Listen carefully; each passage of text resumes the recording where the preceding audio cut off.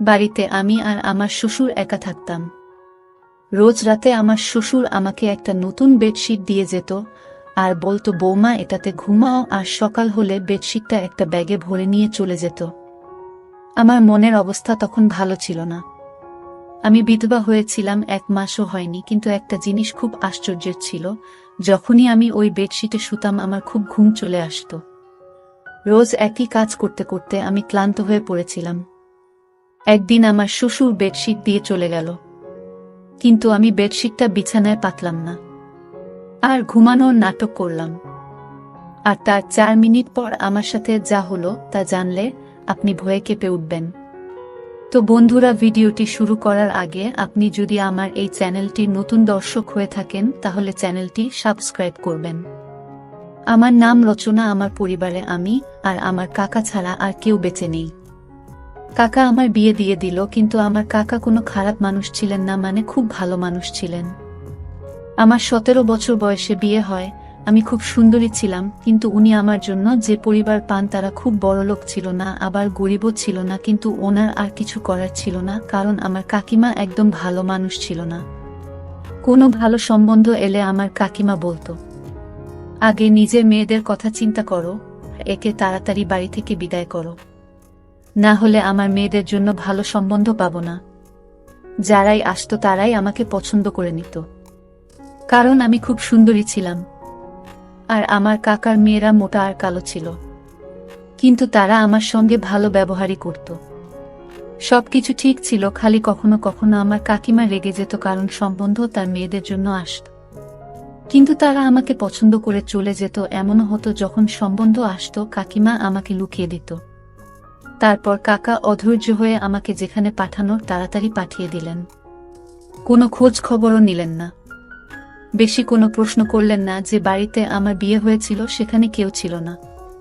আমার বর দেরাদুনে চাকরি করত, সেখান থেকে বাড়ি আসতে তার একদিন সময় লেগে যেত, তাই রোজ আসা যাওয়া করতে পারত না। প্রতি 4 মাস অন্তর 1 সপ্তাহের ছুটি নিয়ে আসত।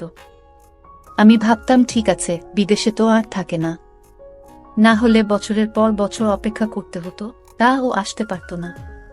বাড়িতে আমার শ্বশুর ছাড়া কেউই ছিল না, কিন্তু আমার বর বলল, তোমার চিন্তা করার দরকার নেই। আমার বাবা খুব ভালো মানুষ, আর উনি সত্যিই খুব ভালো মানুষ ছিলেন, আর আমার খুব খেয়াল রাখতেন। দিয়ে 2 সপ্তাহ পর আমার বর আমাকে বলল আমাকে যেতে হবে। আমি শুধু 2 সপ্তাহের ছুটি নিয়েছিলাম। আমি ওকে ভারাক্রান্ত মনে বিদায় দিয়ে দিলাম।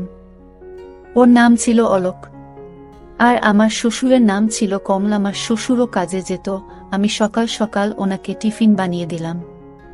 উনি কাজে চলে গেলেন। উনি আমাকে বললেন, ঘরের দরজা বন্ধ করে রাখো, কেউ এলে খুলবে না। যখন আমি ফিরে আসব তখন আগে জিজ্ঞেস করবে কে এসেছেন, আমি তোমাকে বলবো আমি এসেছি, তারপর তুমি দরজা খুলবে। উনি আমাকে খুব ভালোবাসতেন, মেয়ের মতন আমার বায়না আবদার মেটাতেন। আমার মাথায় হাত রেখে চলে যেতেন, ফেরার সময় আমার জন্য সিনারা নিয়ে আসতেন। আমি বললাম, এসবের কি দরকার ছিল? উনি বললেন, তোমার নতুন বিয়ে হয়েছে, তোমাকে একটু সেবা তো করতেই হবে। আর যদি আমার স্ত্রী বেঁচে থাকতো তাহলে তোমার মতো আমার একটা মেয়ে থাকতো, তাহলে ওর সাথে তোমার সময় কেটে যেত, কিন্তু উনি তো এই দুনিয়াতেই নেই। তখন আমি বললাম, কোনো ব্যাপার না, আপনি তো আছেন। এইভাবে উনি প্রতিদিন আমার জন্য কিছু না কিছু নিয়ে আসতেন। উনি এমন একটা জিনিস নিয়ে এলেন একদিন যেটা আমি কখনো ভাবিনি, আর তাতে আমি একটু অপ্রস্তুতে পড়ে গেলাম। আমার বর সিকিউরিটির কাজ করত, তাই সারাদিন তার ফোনে কথা বলার পারমিশন ছিল না। শুধু রাতে 5 মিনিটের জন্য আমাকে ফোন করত, কিন্তু সে এত ক্লান্ত থাকত যে কথা বলতে বলতেই ঘুমিয়ে যেত। এটা আবার মোটেই ভালো লাগতো না, কারণ আমি সারাদিন এই 5 মিনিটের জন্য অপেক্ষা করতাম। কিন্তু কি করব, ওর কোনো দোষ ছিল না। ওর সারাটা দিন রোদে গরমে দাঁড়িয়ে ডিউটি করত, তাই ক্লান্ত হয়ে যেত। ও বলে, অনেক বড় বিল্ডিং, কিন্তু এটা অনেক ভয়ঙ্কর জায়গা। এখানে এমন এমন জিনিস তৈরি হয় যেটাতে যে কোনো সময় আগুন লেগে যেতে পারে। তাই জন্যই তো এই চাকরিটা ভালো মাইনে পায়, নয়তো আজ তোমাকে আমার থেকে দূরে থাকতে হতো না।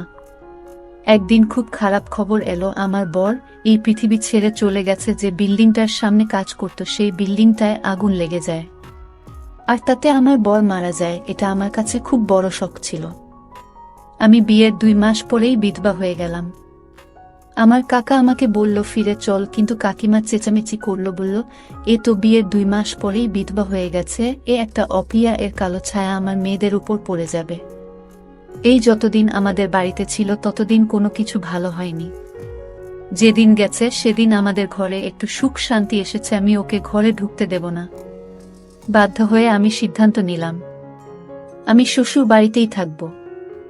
আমার কাকা বলল চিন্তা করিস না, আজকাল তো বিধবা ডিভোর্সি মেয়েদেরও বিয়ে হয়ে যায়, কাউকে না কাউকে পেয়ে যাবি। আমি তোর জন্য আবার ছেলে দেখব, কিন্তু আমি আর বিয়ে করতে চাই না, কারণ আমার বরের কথা আমার খুব মনে পড়ে। আমার শ্বশুর তাড়াতাড়ি কাছ থেকে বাড়ি ফিরে এলো, আর আমি দেখলাম উনি সাথে করে একটা সাদা রঙের বেডশিট নিয়ে এসেছেন। বললেন বৌমা, এটা বিছানায় পেতে এসো।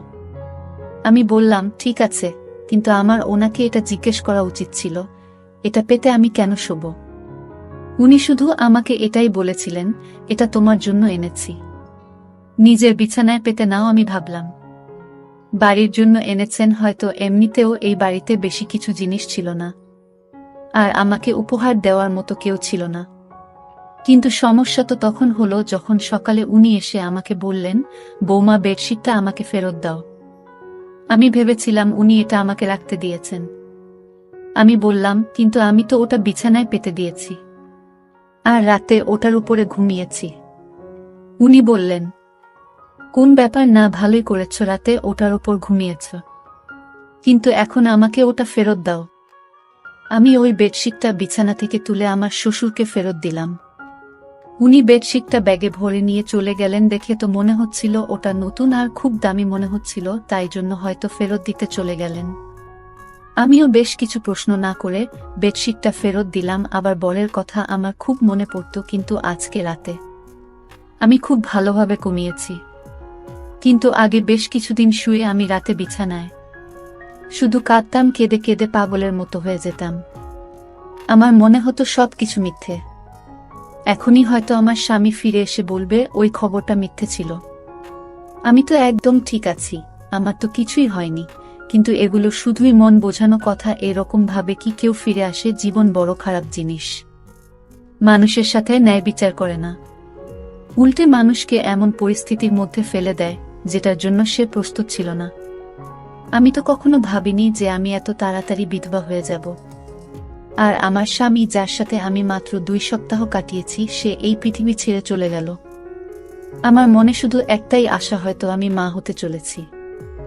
আমার স্বামী মারা গেছে মাত্র 1 মাস হয়েছে। কিছুদিন আর যদি বাঁচত তাহলে হয়তো আমি নিশ্চিত হয়ে যেতাম যে আমি সত্যিই মা হতে চলেছি নাকি সেটা নয়। কারণ যখন আমার স্বামী ফিরে গিয়েছিল তার 20 দিন আগে সে আমার কাছে ছিল, আর তার যাওয়ার 2 দিন পরই খবর এলো যে সে আর বেঁচে নেই। তাই জন্য আমার মনে একটা আশা ছিল। রাতে যখন শ্বশুর ফিরে এলো তখন আবার একটা বেডশিট নিয়ে এলো, বলল বিছানায় পেতে নিতে। আমি বললাম কি ব্যাপার, আপনি ফেরত দিতে কেন গেছিলেন? উনি বললেন যে দোকান থেকে আমি এই বেডশিটটা নিয়েছিলাম, ওই দোকান থেকে আমার বন্ধু ও বেডশিট নিয়েছিল, কিন্তু ও বোন বাবা ওটা দাম কমে গিয়েছে, আর আমারটা দাম বেশি নিয়েছে, তাই আমি ওটা নিয়ে ঝগড়া করতে গেছিলাম। দোকানদার আমাকে 2 টাকা ফেরত দিয়েছে, তুমি গিয়ে শুয়ে পড়ো।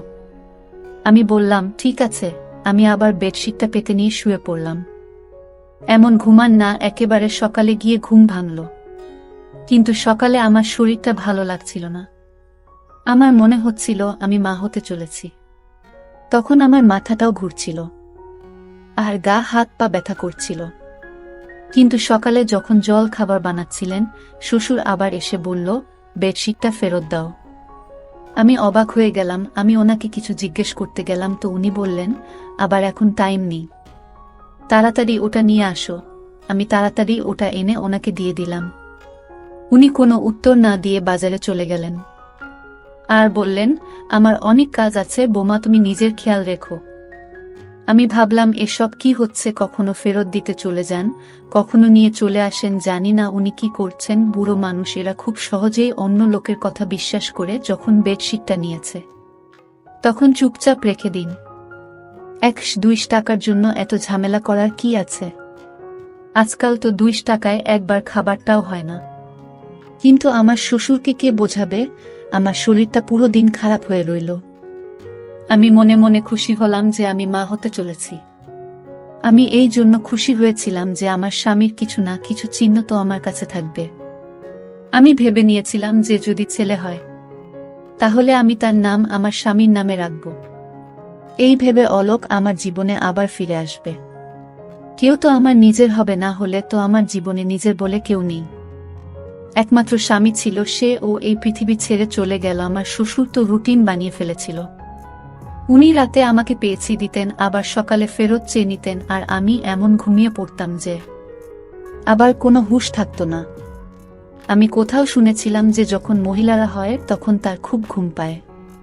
তাই জন্য আমি অন্য কিছু না ভেবে এই সব নিয়েই বলেছিলাম। কিন্তু 1 সপ্তাহ পর আমার এই আশাটা ভেঙে গেল। আমার মন খুব খারাপ হলো। আমি গর্ভবতী ছিলাম না, আমার স্বামীর কোনো চিহ্ন আমার কাছে রইল না। আমার খুব বেশি আফসোস লাগছিল, খুব কাছে ছিলাম। শ্বশুরকে এসব কিছুই বলিনি, কিন্তু উনি জিজ্ঞেস করলেন কাঁদছো কেন? আমি বললাম না কিছু না। কিন্তু আবার আমি চিন্তা করতে লাগলাম, যদি আমি গর্ভবতী হব তাহলে আমার এত কেন ঘুম পায়, আমার শরীর এত ব্যথা হয় কেন? আমি তো ভাবছিলাম এসব কিছু গর্ভবতী হওয়ার জন্য হচ্ছে, তাহলে আমার শরীর এত খারাপই বা ছিল কেন? কিন্তু এখন কাকে বলবো? আমাকে ডাক্তারের কাছে নিয়ে চলো। শ্বশুরকে বলতে কেমন অস্বস্তি হচ্ছে। কাকে বলবো? তো কাকা কি ভাববে? যদি আমার স্বামী বেঁচে থাকতো তো ওর সাথে চলে যেতাম। কিন্তু ধীরে ধীরে যন্ত্রণা বাড়তে লাগলো। রাতে খুব গভীরভাবে ঘুমিয়ে যেতাম, বুঝতে পারতাম না কখন ঘুমিয়েছি আর কখন জেগে আছি। আর এদিন এক দৃশ্য দেখে আমি তো অবাক হয়ে গেলাম। দেখলাম আমার শ্বশুর নিজেই বেডশিটটা ধরছে। আমি অবাক হলাম এটা ভেবে যে ইনি চাদরটা ধরছেন কেন? উনি কি মনে করেন যে আমি চাদরটা নোংরা করে ফেলেছি? তাই যদি মনে করে তাহলে আমাকে বললেই পারতেন, আমি নিজে ধুয়ে দিতাম। কিন্তু তিনি চাদরটা নিয়ে কি কাজ করছেন? এটা আমার ঘরে ছিল। আমি মনে করতাম আমার শ্বশুর ছেলের মৃত্যুতে হয়তো পাগল হয়ে গেছেন, অদ্ভুত অদ্ভুত কাজকর্ম করছেন। একটা চাদর গিয়ে বারবার খেয়ে ধরে রাতে বলে পেতে নাও, সকালে বলে ফেরত দাও। এই ধরনের আচরণ তো কোনো নর্মাল মানুষ করবে না। কিন্তু আমি কিছু বলতাম না, কারণ আমার থেকে বেশি ক্ষতি ওনার হয়েছিল। ওনার বুড়ো বয়সের লাঠি হারিয়ে গেছিল। আমার স্বামীর মৃতদেহটাও আমরা পাইনি। শুধু আমাদের এটুকু বলে দেওয়া হয়েছিল যে সে এই পৃথিবী ছেড়ে চলে গেছে। কারণ বিল্ডিং এ আগুন লেগেছিল, তাই বেশিরভাগ লোকের মৃতদেহ পাওয়া যায়নি শেষবারের মতো। আমার শ্বশুর ছেলেকে প্রাণ ভরে দেখে ও নিয়ে আর আমিও দেখিনি। তাই জন্য হয়তো আমাদের মনে অনেক দুঃখ জমেছিল, আর সেই দুঃখটাকে বার করার জন্য উল্টো একটা কাজকর্ম করছিলেন। আমি এই বিষয়টায় বেশি গুরুত্ব দিলাম না, আর আমার শরীর আরো বেশি খারাপ হতে লাগলো। আমি আমার শরীর নিয়ে খুব বেশি অসুবিধায় পড়লাম। এখন তো আমি ঘরের কাজ করব ঠিক করে করতে পারছিলাম না। আমার খালি বমি হতো। একদিন আমার শ্বশুর বাড়ি ছিল না, তখন একজন প্রতিবেশী আমার বাড়িতে এলো। আমি তাকে সবকিছু বললাম। সব শুনে সে বলল, তোমার শরীর তো খুব খারাপ, মনে হচ্ছে এরকম ভাবে চললে হবে না। বাড়িতে শুধু যদি শ্বশুর থাকে তাহলে ওনাকে বলবেন না তো কাকে বলবে? এতে লজ্জা পাওয়ার কি আছে? লজ্জা পেতে গিয়ে মরে যাবে নাকি? চলো তুমি আমার সঙ্গে। সে আমাকে হাসপাতালে নিয়ে গেল। ডাক্তার আমাকে চেক করে বলল আমি মা হতে চলেছি। শুনে তো আমি থমকে গেলাম। আমি বললাম, ডাক্তারবাবু এটা কি করে সম্ভব? আমার স্বামী তো মারা গেছে। উনি আমাকে কোনো তারিখের ব্যাপারে জানতে চাইলেন। আমি ওনাকে সবকিছু বললাম। আমি ওনাকে বললাম, হ্যাঁ আমারও আগে মনে হতো এমনটা, কিন্তু সেটাও তো প্রায় 1 মাস হয়ে গেছে। আমার স্বামী 2 মাস আগে আমাদের ছেড়ে চলে গেছে। কিন্তু ডাক্তার বলল কখনো কখনো এরকমটাও হয়, হয়তো আপনার সাথেও এমনটাই হয়েছে। মহিলার শরীরে কোনো লক্ষণ দেখা দেয় না, কিন্তু তবুও সে গর্ভবতী হয়। আমি তো কিছুই বুঝতে পারছিলাম না। তারপর ডাক্তার আমাকে বলল, তুমি কারোর সাথে কোনো নোংরা কাজ করনি তো? আমি বললাম, সৃষ্টিকর্তার দিদি আমি এমন কোনো কাজ করিনি। আমি তো আমার স্বামীকে খুব ভালোবাসতাম। আর আমি ওনাকে বললাম, আমাদের বাড়িতে তো আমার বউ শ্বশুর ছাড়া আর কেউ থাকে না, আর আমি কোথাও যাওয়া আশাও করি না। ডাক্তার বলল, ঠিক আছে দেখো, কিছু মনে করো না। এসব ক্ষেত্রে এই ধরনের প্রশ্ন করা হয়। কিন্তু তুমি মা হতে চলেছ এটা একদম নিশ্চিত। এখন আমি এটা জানি না যে তুমি আমাকে মিথ্যা কথা বলছো নাকি তুমি তোমার তারিখটা বলতে ভুল করছো। আমি আবার হিসাব করতে শুরু করে দিলাম। কিন্তু আমার হিসাব মতো এই বাচ্চাটা আমার স্বামীর ছিল না। আমি ডাক্তারকে মিথ্যা বলে দিলাম, কারণ ডাক্তার হয়তো আমার বদনাম করে দেবে। আমার সঙ্গে আমার পাড়ার মহিলা ছিল, সে বলেছিল সে প্রায় এই ডাক্তারের কাছে আসে, এখন তো সে বাইরে বসেছিল। কিন্তু না জানি যদি কালকে আমার ব্যাপারে কিছু জিজ্ঞেস করে নেয় তাহলে কি হবে। আমি বললাম, আপনি ঠিক বলেছেন, আমি তারিখ গুনতে ভুল করেছি। ডাক্তার আমাকে কিছু ওষুধ লিখে দিলেন আর বললেন, আপনার শরীর একটু বেশি খারাপ অবস্থায় আছে, আপনার নিজের প্রতি অনেক যত্ন নিতে হবে। কিন্তু আমি এটা ভেবে পাচ্ছিলাম না যে বাচ্চাটা কার। যখন থেকে আমার স্বামী মারা গেছে তখন থেকে আমার সাথে এসব কি হচ্ছে। একটা অদ্ভুত ঘটনা আমার সাথে ঘটেছিল, যেটার সাথে আমার শ্বশুর জড়িত ছিল। এটা তো ছিল চাদরের ব্যাপারটা, আর একটা ছিল আমার অজ্ঞান হয়ে যাওয়ার মতো ঘুম পাওয়া। আমি তো খুব চিন্তিত থাকতাম, আমার মনে এতগুলো দুঃখ ভরেছিল, তবু আমি এত নিশ্চিন্তে কি করে ঘুমাতাম। মানুষের পরীক্ষা থাকলেও সে নিশ্চিন্তে ঘুমোতে পারে না। আমার তো জীবন সাথী এই জীবন থেকে চলে গেছিল, আর আমি এরকম নিশ্চিন্তে কি করে ঘুমাতে পারি। কিছু না কিছু গড়বড় নিশ্চয়ই আছে, এটার খোঁজ এবার আমাকেই করতে হবে। এবার আমি ভেবে নিয়েছিলাম যে আমাকে কি করতে হবে, যেটা আমি করছি না, আর সেটা আমার করা উচিত ছিল না। অর্থাৎ একদিনের জন্য আমার রুটিনটা বদলাতে হবে। আর আমার রুটিনটা বদলে ফেললাম, আমি রাতের খাবার খেলাম না। কি জানি, হয়তো আমার খাবারের সঙ্গে কিছু মিশিয়ে দেওয়া হচ্ছে। আমি এটা ভেবে পাচ্ছিলাম না এসব করবে। আমার শ্বশুর আমাকে আবার ওই একই বেডশিট এনে দিল। এখন তো বেডশিটটা অনেক পুরনো হয়ে গিয়েছিল, তাও আমার শ্বশুর ওটাকে এমনভাবে ব্যাগে ভরে আনতো যেন নতুন। জানি না ওটাকে নিজের সাথে নিয়েই ঘুরে কেন। আমি বললাম, ঠিক আছে, আমি ওটা পেতে শুয়ে পড়ব। কিন্তু আজ আমি বেডশিটটা না পেতেই বিছানায় শুয়ে পড়লাম। কিন্তু আমি আশ্চর্য হলাম, আজ আমার ঘুম আসছিল না। আমি বুঝতে পারছিলাম না তাহলে কি আমার ঘুমের সাথে এই বেডশিটের কোনো সম্পর্ক ছিল। এসব কি হচ্ছিল আমার সাথে? আমার তো মোটে ঘুম আসছিল না। দেখতে দেখতে রাত একটা বেজে গেল, বাইরে কোনো আওয়াজ নেই। কিছুক্ষণ পর একটা আওয়াজ এলো। আমি ভাবলাম হয়তো শ্বশুর জল খেতে বা বাথরুমে যাওয়ার জন্য উঠেছেন। কিন্তু কেউ যেন আমার ঘরের দিকেই আসছিল আর ঘরের ভিতর ঢুকে পড়ল। ঘরের লাইট বন্ধ ছিল। আমি জোরে জোরে নিঃশ্বাস নিয়ে ঘুমানোর অ্যাক্টিং করছিলাম, কারণ আমি দেখতে চাই এটাকে। এমনিতে আমার খুব ভয় করছিল, আমার ঘরে তার কি কাজ ছিল। কিন্তু কিছুক্ষণ পর যখন সেই ব্যক্তি আমার পাশে এসে শুয়ে পড়ল আর আমাকে জড়িয়ে ধরল, তখন আমি চিৎকার চেঁচামেচি করতে শুরু করে দিলাম। তারপর লাইট জ্বেলে দেখতেই আমি চমকে গেলাম, কারণ সেই ব্যক্তি অন্য কেউ নয়, বরং আমার শ্বশুর ছিল। ওই চাদরটার দিকে দেখলেন আর রেগে গিয়ে আমাকে বলেন, আজকে চাদরটা পাতনি কেন? আমি আরো চমকে গেলাম, কিভাবে কথা বলছে আমার শ্বশুর আমার সাথে। আমি চিৎকার করছিলাম। উনি বললেন, নোংরা মহিলা একটা, চেঁচাচ্ছিস কেন? আমি পুরোপুরি ঘাবড়ে গেছিলাম। আমি বললাম, আপনি এসব কি করছেন? আমার শ্বশুর ঘাবড়ে গেল। আমি আরো জোরে জোরে চিৎকার করা শুরু করে দিলাম। পাড়ার লোকজন সবাই এসে আমাদের দরজা খটখট করতে শুরু করে দিল। সব কি হচ্ছে? সেই মহিলারা আর তার স্বামী বাড়ির ভেতরে ঢুকে পড়ল, যার সাথে আমার একটু বন্ধুত্ব হয়েছিল। আমি ওদের চিৎকার করে শুধু এটুকু বললাম, পুলিশকে ডাকো, ইনি আমার ইজ্জতের উপর হামলা করেছেন। ওরা তো হকচকিয়ে গেল। সারা পাড়ার লোক জড়ো হয়ে গিয়েছিল। পাড়ার লোকেরা সবসময় বিরক্ত থাকত। তারা চোর বা এই ধরনের অপরাধী পেলে তাকে মেরে মেরে তার উপর সব রাগ উগরে দিত। আমার শ্বশুরকেও ওরা ঘিরে ফেলেছিল। তারা বলেছিল, এই পাড়ায় সবাই ভদ্রলোক থাকে, আপনি আপনার বৌমার সাথে এসব কি করছেন? তাছাড়া আমি ওই মহিলাকে আগেই বলেছিলাম আমি মা হতে চলেছি, আর আমি জানি না এই বাচ্চাটাকে। আর আমার শ্বশুর এবার মুখ খুললেন। উনি বললেন, উনি চাদরে ঘুমের ওষুধ মিশিয়ে নিয়ে আসতেন। যখন ওষুধটা আমার নিঃশ্বাসে যেত তখন আমি অজ্ঞান হয়ে যেতাম। আর উনি রোজ আমার ইজ্জতের উপর হামলা করতেন। যবে থেকে আমার স্বামী মারা গেছে তবে থেকে উনি আমার সাথে এটা করছেন। আর এই বাচ্চাটা, উনার সবাই নিজের কানে হাত দিয়ে ছিছি করতে লাগলো। কেউ কেউ বলল, এই ব্যক্তিকে পাড়া থেকে বের করে দাও। কিন্তু আমি আওয়াজ উঠালাম, আমার কাকাকে ও ডাকলাম। আমি বললাম, আমি আত্মহত্যা করব। যদি এই ব্যক্তির শাস্তি না পায় যে কিনা আমার উপর হামলা করেছে, আমি তো এটা নিজে বাবা মনে করতাম।